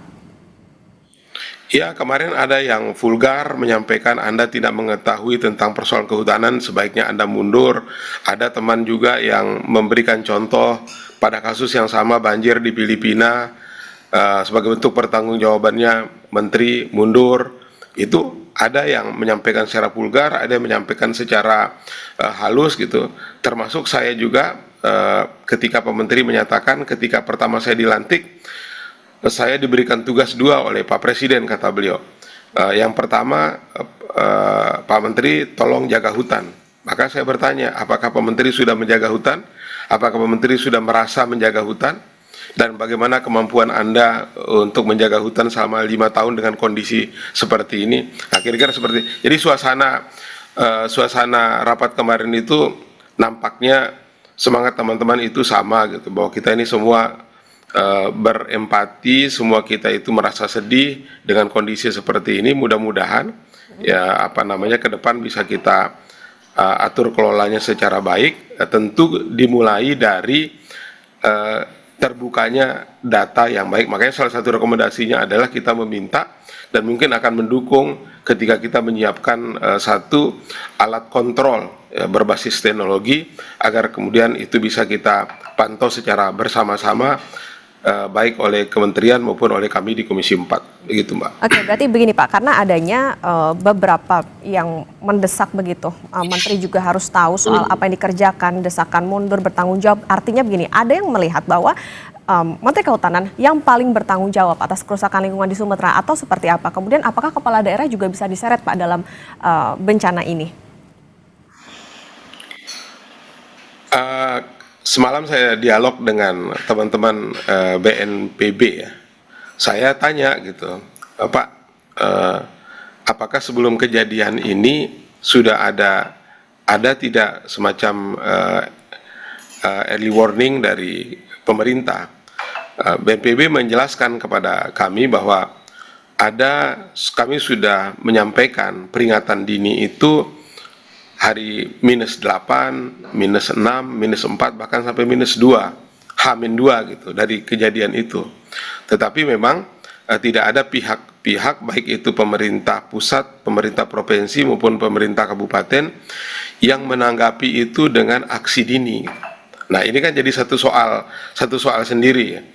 Bahwa terjadi kerusakan hutan dan itu menjadi tanggung jawab dari Kementerian Kehutanan, itu satu hal, ya kan. Pada hal lain terkait dengan bencana ini, ada juga AB-nya pemerintah atas peringatan dini dari Badan Nasional Penanggulangan Bencana atas kejadian ini. Nah, ini kan harus kita timbang juga secara baik gitu. Nah, Menteri Perkehutanannya pun kita lihat gitu. Betul tidak Raja Juli ini selama memimpin tidak menandatangani itu, kan itu pernyataan di depan kita yang perlu kita buktikan. Kalau ternyata itu terbukti, mari kita tarik ke belakang gitu loh.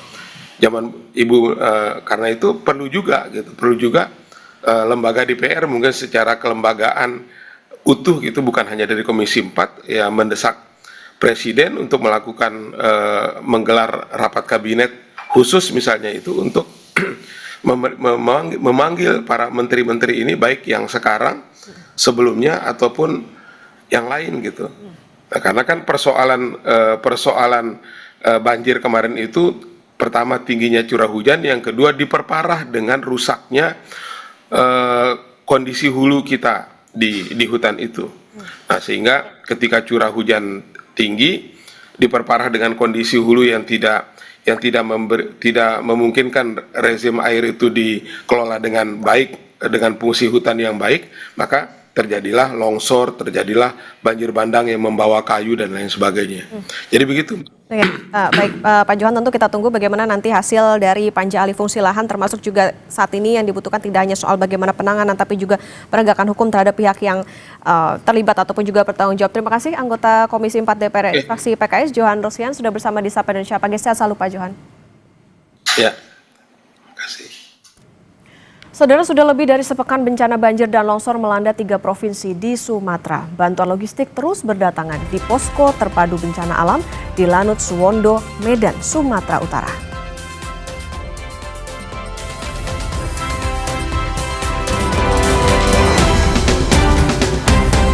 Sapa Indonesia Pagi masih menemani Anda, Saudara. Sudah lebih dari sepekan bencana banjir dan longsor melanda 3 provinsi di Sumatera. Bantuan logistik terus berdatangan di posko terpadu bencana alam di Lanut Suwondo, Medan, Sumatera Utara.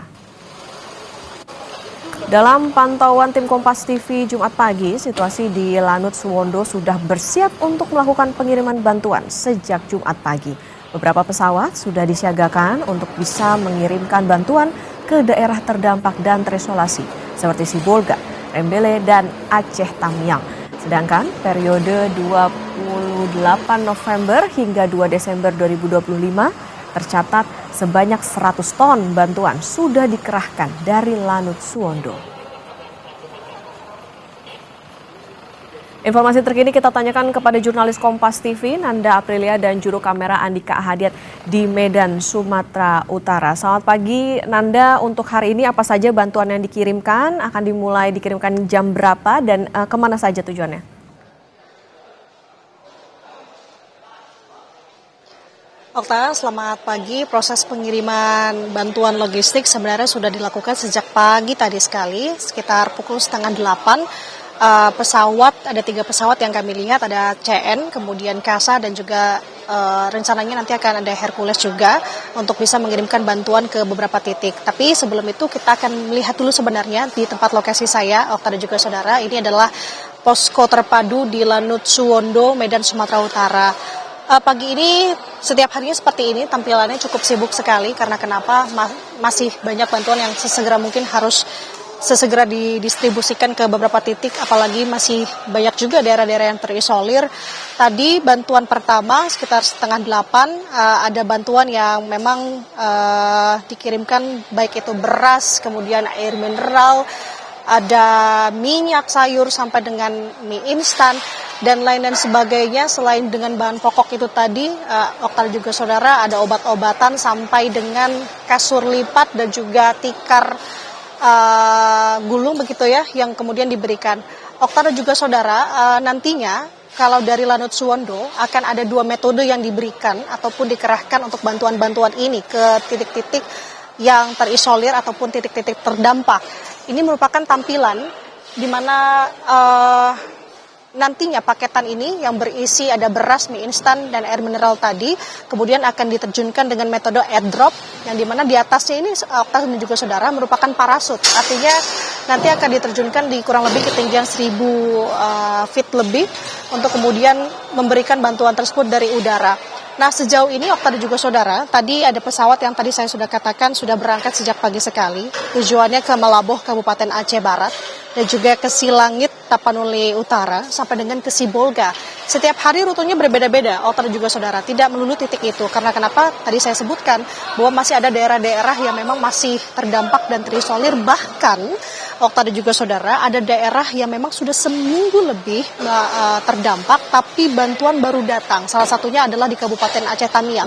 Saya sendiri kemarin ke sana, Okta dan juga saudara, menggunakan heli landing di sana di salah satu kecamatan, yakni Kecamatan Karangbaru. Mereka mengaku, salah satu warga khususnya menyebutkan bahwa itu merupakan kali pertama bantuan masuk ke daerah mereka. Artinya apa? Bantuan harus secepat mungkin diberikan. Seminggu, Okta, bayangkan seminggu tidak ada air bersih, tidak ada komunikasi, listrik pun terputus. Artinya bantuan-bantuan ini harus sesegera mungkin diberikan kepada korban-korban terdampak, apalagi daerah-daerah yang masih terisolir. Nah, Okta dan juga saudara, kemarin di sini di Lanut Suwondo ada kunjungan dari Gubernur Sumatera Utara Bobi Nasution bersama dengan Wapres Gibran Rakabuming Raka. Ada beberapa hal yang menjadi poin. Bobi menyebut yang dimana sudah seminggu di Sibolga dan juga Tapanuli Tengah melihat bagaimana kondisi di sana dan akhirnya kembali ke Medan untuk menemani Wapres melihat di posko terpadu ini ketersediaan bantuan. Ia meminta alat berat untuk apa? Untuk membuka jalur. Agar apa? Karena akses darat masih belum bisa sepenuhnya digunakan. Percepatan distribusi selain menggunakan jalur udara dan juga ada juga jalur laut, tentu jalur darat menjadi hal yang harus benar-benar digencarkan. Karena kenapa? Tujuan percepatan distribusi harus memaksimalkan 3 jalur. Jalur darat ini masih belum bisa sepenuhnya diakses. Untuk itu alat berat diminta oleh Gubernur Sumatera Utara untuk bisa dikerahkan membantu atau membuka jalur khususnya di sekitaran Tapanuli. Selain itu, ia juga meminta bahwa bantuan-bantuan ini bisa segera mungkin diberikan. Tapanuli Tengah ini menjadi salah satu masih yang terdampak. Di sana akses listrik hari ini targetnya sudah bisa sepenuhnya mengalir lagi. Dari listrik yang sudah bisa 100% digunakan, ini artinya komunikasi diharapkan bisa secepat mungkin bisa digunakan juga. Kita akan lihat bagaimana ke depannya terkait dengan bantuan ini. Okta dan juga saudara, setiap hari sudah sepekan lebih proses pembantuan pendistribusian ini dilakukan. Kita harapkan bahwa memang secepatnya bantuan-bantuan ini bisa dirasakan oleh korban-korban yang terdampak. Sementara demikian, Okta. Baik, logistik sudah siap diberikan. Bantuan logistik ini dengan teknik airdrop, utamanya di wilayah-wilayah terutama yang terisolasi. Terima kasih jurnalis Kompas TV Nanda Aprilia dan juru kamera Andika Ahadiat. Jaga kesehatan Anda di sana. Kita ke sorotan lain, saudara. Pemerintah Kota Semarang menegaskan siap mendampingi anak muda untuk menata masa depan. Wali Kota Semarang, Agustina Wilujeng Pramestuti, memastikan bahwa kesehatan mental bagi para anak muda menjadi prioritas utama pihaknya. Pemerintah Kota Semarang menegaskan siap mendampingi anak muda untuk menata masa depan. Hal ini dibuktikan dalam sesi dialog bertema It's Okay Not to Be, Jaga Mental, Jaga Masa Depan yang digelar di Gedung Muladi Dom Kampus Universitas Diponegoro, Semarang, Jawa Tengah pada Rabu 3 Desember 2025. Wali Kota Semarang, Agustina Wilujeng, didapuk menjadi salah satu narasumber utama dalam acara ini. Acara yang mengangkat 4 pilar penting yakni inovasi, energi, keuangan, dan kesehatan ini bertujuan untuk menginspirasi anak muda dalam menghadapi tantangan masa depan. Dalam acara ini juga turut hadir Wakil Menteri Pemberdayaan Perempuan dan Perlindungan Anak, Veronica Tan. Veronica mengaku perkembangan teknologi yang semakin maju akan mempengaruhi pola perkembangan anak muda. Untuk itu, anak muda diharapkan tidak terjerumus dalam perkembangan teknologi yang menyesatkan. Jadi ketika kita generasi kita yang sekarang pintar, punya teknologi, punya akal dan ilmu dapatkan dari mana-mana, tapi jangan lupakan sama kata berikutnya adalah budi. Jadi budi itu bagaimana menjaga hati, menjaga etika, karena kita adalah bangsa Indonesia, kita menghormati orang tua, kita menghormati orang yang ada di sekitar kita, bagaimana akal budi itu menjadi bagian dari kehidupan anak muda kita untuk generasi emas 2040. Sementara Wali Kota Semarang Agustina Wilujeng Pramestuti mengatakan pemerintah hadir untuk memberikan pendampingan kepada anak muda agar bisa berkembang dengan kreatif. Agustina menambahkan bahwa kesehatan mental bagi para anak muda menjadi prioritas utama pihaknya. Untuk itu, pemerintah Kota Semarang akan menggandeng Fakultas Psikologi untuk menjaga kesehatan mental anak muda. Karena dengan Indonesia Punya Kamu ini, anak-anak di Kota Semarang posisinya di Undip bisa ketemu dengan banyak narasumber yang keren-keren. Nah, pesan saya yang terakhir, when you feel not to be okay, don't give up ya, because you are not alone. We are here for you. Mudah-mudahan ada lagi ya, mungkin dengan peserta yang berbeda sehingga lebih banyak anak-anak yang bisa di reach ya, untuk bisa diberi message bahwa kita ada dan kamu juga ada untuk kita. Dinamika kehidupan mahasiswa di kota urban akan memunculkan suatu tekanan maupun kesempatan baru bagi anak muda mulai dari perubahan pola hidup serta pola pergaulan. Heri Widodo, Kompas TV Semarang, Jawa Tengah. Di tengah perjalanan sepak bola Indonesia yang penuh harapan, dukungan dari seluruh pendukung setia ibaratnya telah menjadi pemain ke-12 dalam tim sangat berarti untuk kemajuan olahraga ini. Oleh karena itu, sebuah kampanye inspiratif hadir untuk menghargai semangat kolektif tersebut.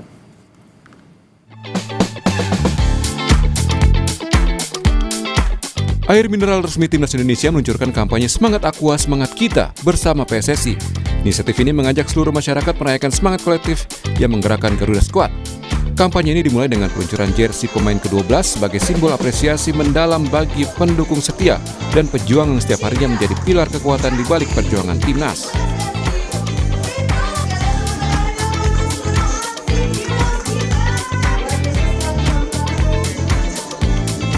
Jadi kit ke-12 ini kita anggap sebagai unseen heroes. Mereka yang sama sekali tidak terlihat pada saat teman-teman pemain berlaga di lapangan. Mereka sebenarnya di belakang layar menyiapkan dari hulu sampai hilir persiapan buat teman-teman pemain. Tetapi juga mereka jutaan penonton, jutaan supporter yang ada di balik layar kaca, di rumah masing-masing yang terus menyatukan hati mereka untuk memberikan dukungan kepada Timnas.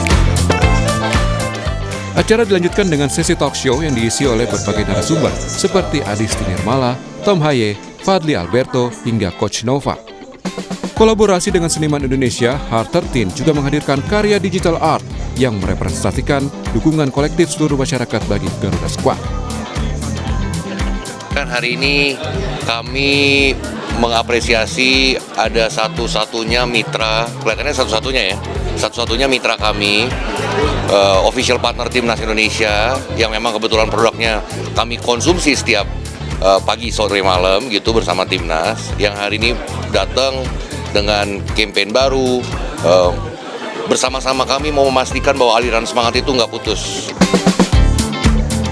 Kampanye ini bukan sekedar tentang sepak bola, tetapi energi kebersamaan yang terus mengalir dan menggerakkan seluruh bangsa, serta ambil bagian dalam perjalanan membentuk masa depan sepak bola Indonesia. Tim Liputan, Kompas TV.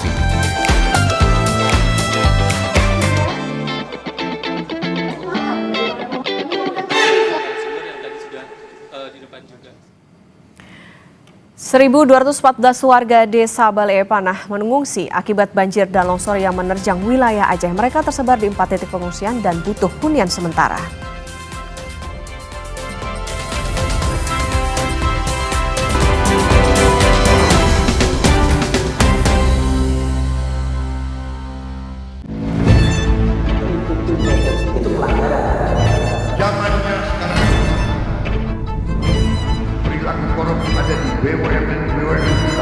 Jangan lompat ke kesimpulan tanpa menjelaskan detailnya.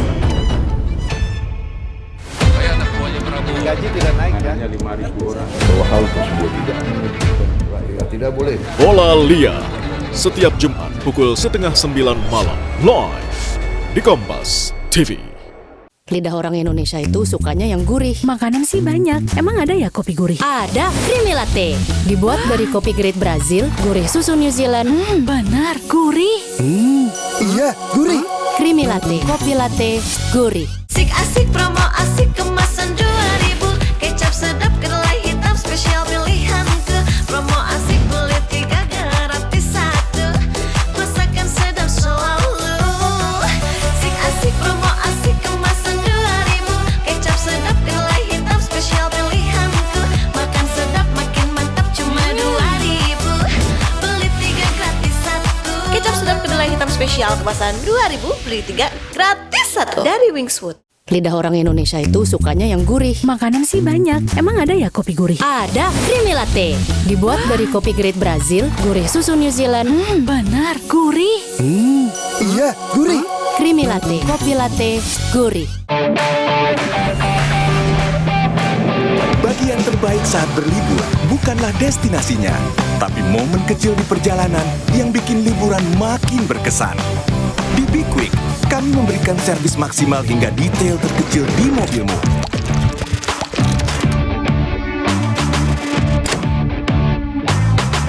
Jadi kamu bisa menikmati setiap momen kecil selama perjalanan. Be Quick, ini baru bengkel. Hai. Putrak bro. Hai. Oh no, first date nafas dia bikin trauma. Pakai Ciptaden Fresh Maxi Cool baru dengan Blue Gel Technology dari Jepang. Formula Brain Zap usir bakteri penyebab bau mulut.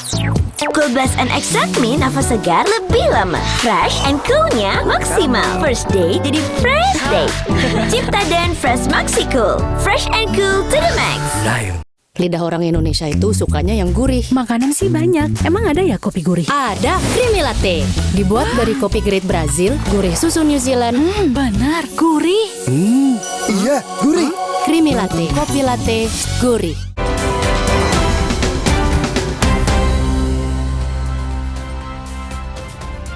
Terima kasih Anda masih bersama kami dalam Sapa Indonesia Pagi. Saudara, 1.214 warga desa Bale Panah mengungsi akibat banjir dan juga longsor yang menerjang wilayah Aceh. Mereka tersebar di 4 titik pengungsian. Inilah kondisi pengungsian warga desa Bale Panah pada malam hari. Bergotong royong, mereka menyiapkan makanan di dapur umum yang disediakan. Mereka kini khawatir entah sampai kapan bertahan di pengungsian. Pasalnya tempat tinggal mereka ini sudah hancur. Kini mereka mengharapkan bantuan hunian sementara.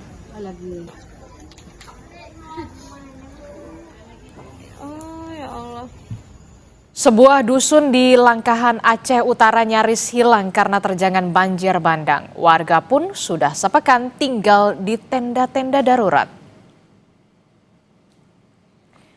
Dari visual udara menunjukkan Dusun Bidari, Kecamatan Langkahan yang sudah rata dengan tanah. Puluhan rumah sudah tak tampak karena hanyut diterjang banjir bandang pada Rabu pekan lalu. Sejumlah rumah yang masih berdiri pun sudah tampak rusak parah ditutupi material lumpur. Pokoknya daerah sini semua habis sampai ke atas sana habis semua. Informasi terkininya kita akan tanyakan langsung kepada jurnalis Kompas TV. Sudah ada Zikri Maulana yang berada di Aceh Utara. Selamat pagi Zikri. Zikri, bisa Anda gambarkan proses pembersihan rumah yang hancur diterjang oleh banjir dan juga longsor di sana seperti apa? Sudahkah ada bantuan alat berat yang masuk ke wilayah Anda di Aceh Utara, Zikri? Ya, baik. Selamat pagi Adisti dan juga saudara. Untuk terkait pembersihan longsoran maupun rumah warga akibat diterjang banjir bandang ini, memang jika kita lihat di sejumlah perkampungan masyarakat nih, terutama di Kabupaten Aceh Utara, hingga saat ini belum ada proses pembersihan rumah-rumah warga maupun puing-puing rumah warga yang diterjang banjir bandang. Begitu Adisti. Namun untuk pembersihan badan jalan yang tertimpa longsor itu terus dilakukan oleh pemerintah setempat dan juga terkait pembangunan jembatan darurat juga terus dikebut agar arus lalu lintas kembali normal. Begitu Adisti. Yang sangat diinginkan oleh masyarakat saat ini terutama di perkampungan mereka yang tergenang lumpur yang begitu tebal, begitu mereka ingin adanya sebuah mobil ataupun mesin penyedot lumpur agar memudahkan proses pembersihan rumah. Melihat ini merupakan pasca banjir sudah hari ke-10 begitu Adisti, di perkampungan masyarakat ini masih porak-poranda dan bahkan ketebalan lumpur itu di rumah warga masih setinggi 50 cm. Ini sangat menjadi kesulitan sehingga hingga hari ini hari ke-10 masyarakat masih bertahan di pengungsian. Oke, jadi sampai saat ini di hari ke-10 belum ada proses pembersihan dengan menggunakan alat berat karena memang lumpur juga masih cukup tebal, bahkan mencapai 50 cm tadi dia sebutkan. Warga sendiri masih berada di posko pengungsian. Bagaimana kondisi mereka? Apakah mereka sudah ada laporan ada terserang penyakit atau seperti apa? Nah, untuk kondisi masyarakat di pengungsian sendiri memang di sebagian daerah ini terutama di Aceh Utara sangat mengkhawatirkan begitu. Bahkan mereka menempati pos pengungsian secara mandiri dengan membuat terpal untuk mereka bisa bermalam dan tinggal sementara di pengungsian. Bahkan hingga saat ini belum adanya tenda-tenda yang cukup layak untuk mereka tinggal. Dan kondisi pengungsi sendiri hingga hari ini mulai tidak sehat, mereka pada pada terserang penyakit, terutama itu anak-anak dan juga lansia. Dan obat-obatan sangat dibutuhkan oleh masyarakat, terutama pos kesehatan. Selain itu, masyarakat juga sangat membutuhkan air bersih, dikarenakan kondisi banjir dan lumpur seperti ini maupun air bersih itu sangat sulit didapatkan. Apalagi jika pun masyarakat memiliki sumur, itu air mulai berbau begitu Adisti. Dan perlu diketahui juga banjir yang terdampak di Aceh Utara ini ada sekitar 25 kecamatan. 2 kecamatan lainnya tidak terdampak. Dikarenakan total kecamatan di Aceh Utara ini ada 27 kecamatan. Namun dari 27 kecamatan itu masih ada beberapa desa atau kecamatan yang masih terisolasi dan sulitnya akses untuk mengirim bantuan. Begitu Adisti. Oke, jadi di hari ke-10 warga terdampak banjir dan juga longsor di posko pengungsian ini sudah mulai terserang penyakit, bantuan obat-obatan saat ini juga dibutuhkan, termasuk juga pendistribusian air bersih yang sampai saat ini juga masih dibutuhkan warga terdampak bencana banjir dan juga tanah longsor di Aceh Utara. Terima kasih informasinya, jurnalis Kompas TV Zikri Maulana melaporkan langsung dari Aceh Utara. Saudara Gubernur Jawa Tengah Ahmad Lutfi mengingatkan pejabat publik akan pentingnya memiliki integritas dalam pelayanan publik. Pemprov Jawa Tengah berupaya meningkatkan kesadaran anti korupsi melalui berbagai kegiatan seperti pencanangan desa anti korupsi hingga sekolah anti korupsi bagi kepala desa yang ada di Jawa Tengah. Pentingnya integritas dalam pelayanan publik ini disampaikan oleh Gubernur Jawa Tengah Ahmad Lutfi saat peringatan Hari Anti Korupsi Sedunia atau Hakordia di Provinsi Jawa Tengah yang diadakan di Gradika Bakti Praja pada Kamis 4 Desember 2025. Kegiatan ini dihadiri oleh Ketua KPK RI Setio Budianto dan jajaran Pemprov Jawa Tengah. Dalam acara, Gubernur Jawa Tengah mengingatkan para pejabat untuk bertanggung jawab dan tidak arogan. Ia juga menekankan bahwa Pemprov Jateng terus berupaya meningkatkan kesadaran anti korupsi melalui berbagai kegiatan, seperti pencanangan desa anti korupsi hingga sekolah anti korupsi bagi 7.810 kepala desa. Peringatan Hari Anti Korupsi Sedunia ini diharapkan tidak hanya peringatan tahunan, namun semangat anti korupsi harus diterapkan setiap hari. Publik ini menjadi suatu momen yang sangat berharga sekali dalam rangka mereview bahwa anti korupsi dunia ini menjadi tidak hanya peringatan, sebaiknya arahan Pak Ketua KPK tadi bahwa kita membiasakan diri setiap hari menjadi hari anti korupsi Provinsi Jawa Tengah. Sementara itu, Ketua KPK RI Setio Budianto menyatakan mendukung komitmen setiap daerah dalam upaya pencegahan korupsi, salah satunya lewat Monitoring Center for Prevention atau MCP yang kini dimodifikasi dengan metode pengawasan langsung atau Monitoring Center Surveillance for Prevention atau MCSP. Atau tema daripada akordionnya adalah satukan aksi basmi korupsi. Harapannya ini menjadi sebuah simbol yang bisa dilakukan oleh seluruh penyelenggara negara, ASN, dan seluruh pegawai yang ada di wilayah pemerintahan Provinsi Jawa Tengah. Tidak hanya pada saat puncak acara Desember tanggal 9, tapi setiap hari seluruh pegawai merayakan atau memperingati Hari Anti Korupsi sedunia. Untuk pencegahan tindak korupsi sejak dini, Pemprov Jawa Tengah telah memiliki 104 sekolah berintegritas tingkat SMA, SMK, dan SLB. Dalam kinerja pengawasan, Jateng memperoleh skor indeks reformasi birokrasi 91,28, skor sistem akuntabilitas kinerja instansi pemerintah atau SAKIP 82,63, sistem pengadilan intern pemerintah atau SPIP 3,471, serta survei penilaian integritas SPI tahun 2024 sebesar 79,47. Di samping itu, skor Monitoring Center for Prevention atau MCP mencapai 95,56 pada tahun 2024. Tim Liputan, Kompas TV Semarang, Jawa Tengah.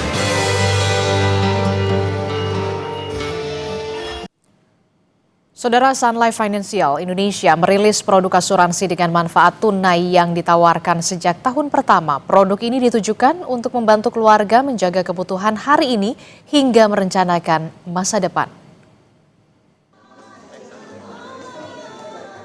Sun Life Financial Indonesia merilis produk asuransi dengan manfaat tunai yang ditawarkan sejak tahun pertama. Produk ini ditujukan untuk membantu keluarga menjaga kebutuhan hari ini hingga merencanakan masa depan. Berdasarkan riset terbaru yang dilakukan oleh Sun Life Financial, menunjukkan sebagian besar keluarga merasakan tekanan biaya hidup dan tidak sedikit yang belum mempunyai rencana keuangan lebih dari 12 bulan ke depan. Menjawab kondisi itu, produk SI Super hadir sebagai solusi perlindungan jangka panjang dengan 3 pilihan rencana, yaitu Super Start, Super Growth, dan Super Maxima. Ini merupakan salah satu bukti nyata bahwa kita ingin menawarkan solusi finansial yang tadi aman, fleksibel, mudah gitu ya. Pertama tadi ya, bahwa ada kesenjangan antara orang yang sudah tahu, know dengan action. Jadi inklusinya masih sangat rendah, 12%.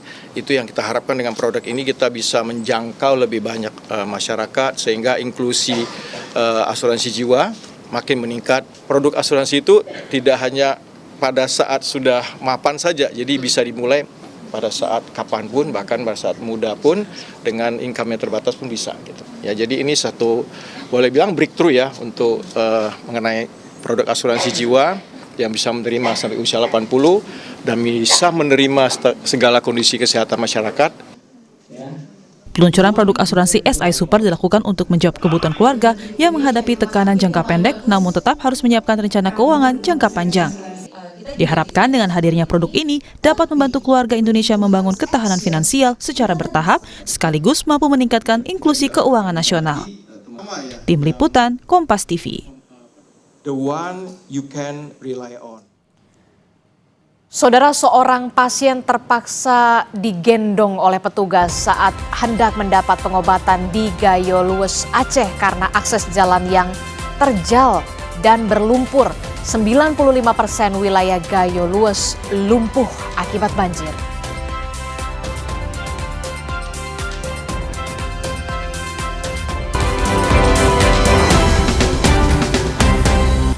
Terima kasih Anda masih bersama kami dalam Sapa Indonesia Pagi. Saudara, seorang pasien terpaksa digendong oleh petugas saat hendak mendapat pengobatan karena akses jalan yang terjal dan juga berlumpur.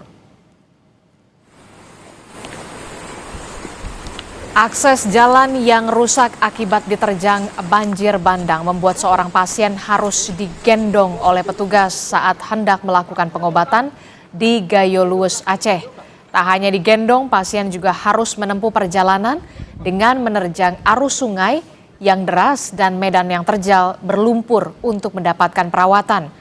95% saudara wilayah Gayo Luwes lumpuh akibat banjir.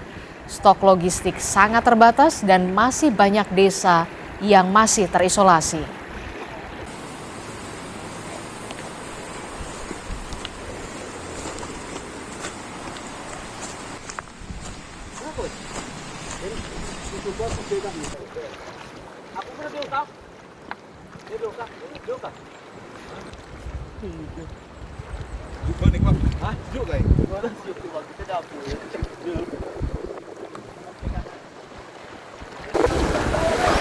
Saudara, akibat jalan yang masih tertutup longsor, puluhan truk beserta sopir terjebak di jalur lintas Tarutung Sibolga. Mereka terpaksa bertahan selama 9 hari untuk menjaga barang bawaan truk.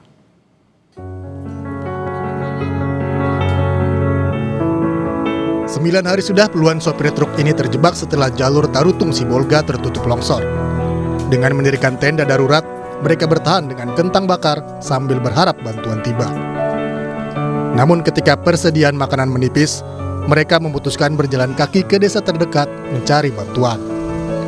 Para sopir terpaksa memilih bertahan karena khawatir barang-barang bawaan di dalam truk dicuri. Jangankan kami tinggalkan, kami tunggu pun di sini tempatnya kami dijarah.